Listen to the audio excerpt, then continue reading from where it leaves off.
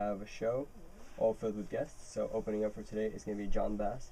And later on we're going to hear Howard Howard. So stay tuned and enjoy. Put your bloody hands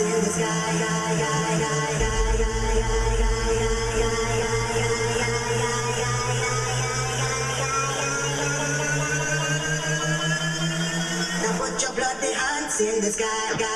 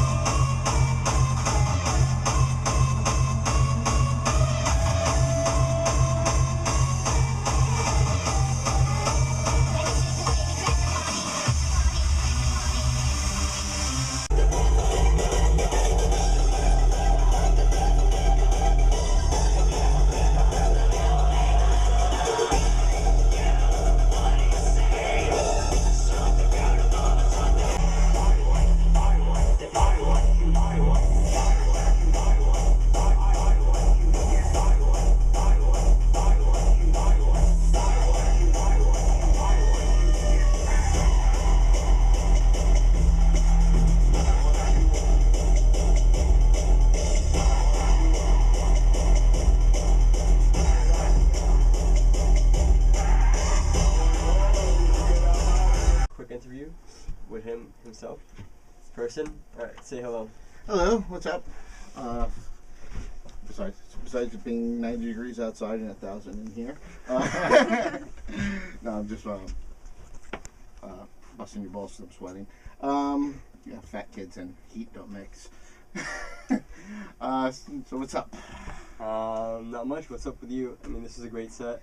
Not one of my best, but definitely I had fun. Yeah, it's just. Oh, I got Morbid recording me in the back. Hi. How you doing? Yeah, I don't have a great radio person. So, talk to me. Ask me a question. Interviewer.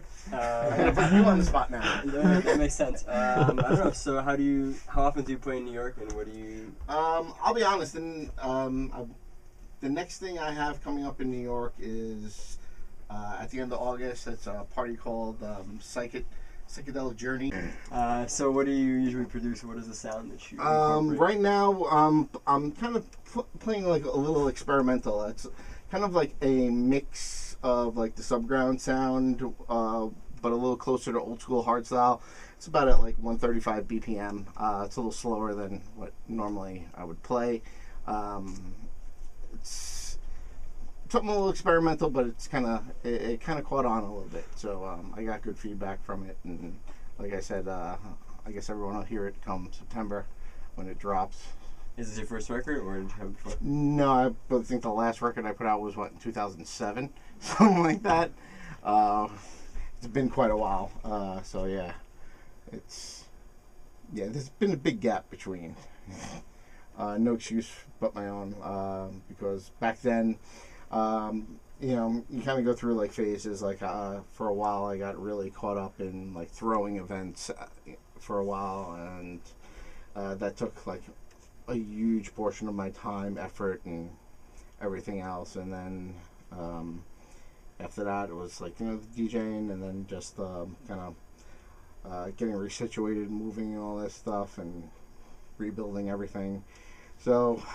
Yeah, everything's kind of come full circle, so I'm back in the studio, working with a few good people, working with Delirium, Citronica, and a few other artists. So it's great learning experience too.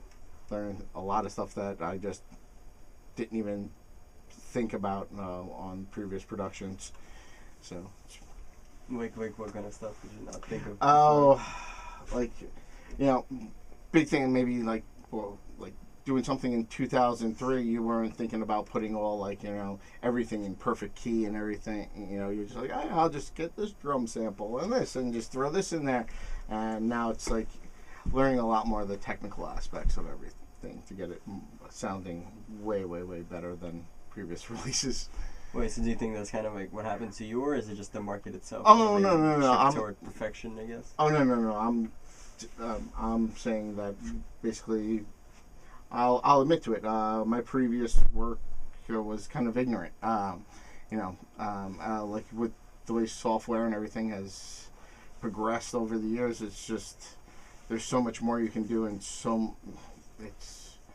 there's so much more of a science to it than just like if you look at a track from like the early '90s, it's basically just someone running a 909, and if you hear the sound quality, it's almost garbage back then compared to like what it could sound like now. Just everything's taken such. There's been so many advances in recording, and like my first tracks I was recording on DAT. It wasn't even into the computer at the time. So it tells you how far back it's gone. But like I said, I'm very happy to be working with the people I'm working with. They're great mentors. Just wish I kind of would have did this years ago and not had such a big gap in between the last few the last tracks I did to the new ones that I'm producing now.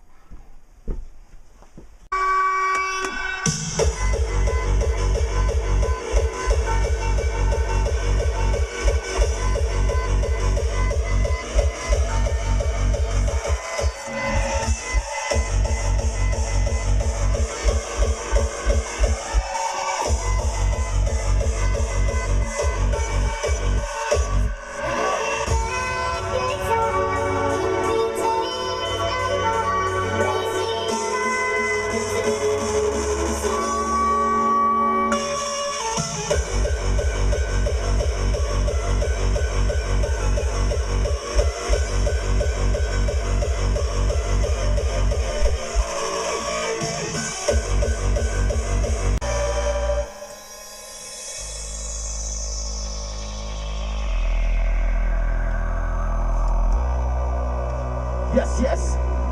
How hard? Morbid. WNYU radio. The music hits the ground. No need for explanation, it's the hardcore sound. It's the hardcore sound. How we do.